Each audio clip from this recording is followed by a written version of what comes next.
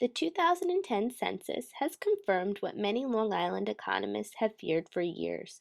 College-educated residents are leaving Long Island and in high numbers.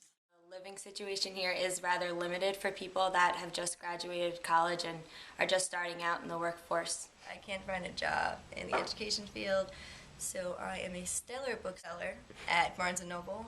Make about $8 an hour, and I live in my mom's basement. This lack of housing and scarcity of jobs could be the reasons 40,000 residents ages 25 to 34 have left Long Island since the year 2000. Long Island is an expensive place to live. So the trend that we saw in the post-World War II era of moving from the urban areas into the suburban areas is not as necessarily sustainable as it once was.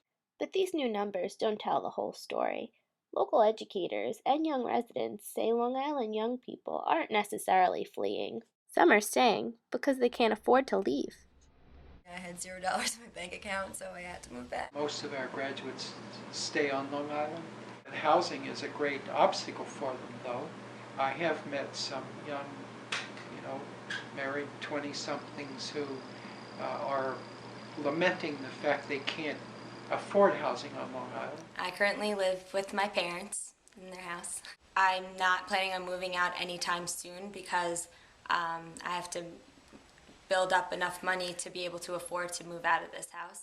Long Island is not completely devoid of recent college grads living on their own, but even they say housing options are scarce.